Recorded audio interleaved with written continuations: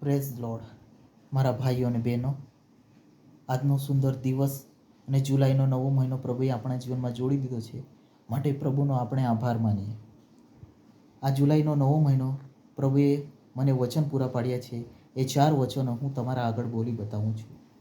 પહેલું વચન માતી 6:33, પણ તમે પહેલાં તેના રાજ્યને તથા તેના ન્યાયપણાને શોધો, એટલે એ બધા વાના પણ તમને અપાશે. વચન કહે છે કે તમે પહેલાં તેના રાજ્યને તથા ન્યાયપણાને શોધો, એટલે તમારી સર્વ ઈચ્છાઓ ગરજો પ્રભુ પૂર્ણ કરશે. બીજું વચન, એ માટે અણસમજુ ન થાઓ, પણ પ્રભુની ઈચ્છા શી છે તે સમજો. એફેસીનો પત્ર 5:17. આપણે અણસમજુ ન બનીએ, પ્રભુની ઈચ્છા શી છે તે સમજીએ. ત્રીજું વચન, તેમજ તમે તમારું અજવાળું લોકોની આગળ એવું પ્રકાશવા દો કે તેઓ તમારી રૂઢ કરણીઓ જોઈને આકાશમાંના તમારા બાપની સ્તુતિ કરે.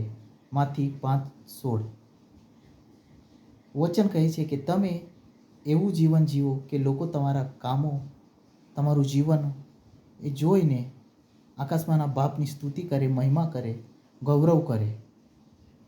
ચોથું વચન, તારા કામો યહોવાને સ્વાધીન કર, એટલે તારા મનોરથો પૂરા કરવામાં આવશે. નીતિ વચનો 16:3.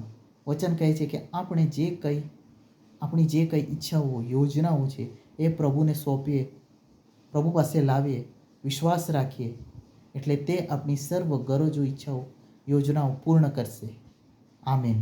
પ્રભુ આ વચનો તમારા અને મારા જીવનોમાં પૂર્ણ કરે, આશીર્વાદ લાવે, અને આ જુલાઈનો નવો મહિનો સર્વ આપણી પ્રાર્થનાઓ, આશીર્વાદો સર્વ પ્રભુ આપણા જીવનમાં પૂર્ણ કરે, આશીર્વાદિત કરે તેવું થવા દેવું. આમેન.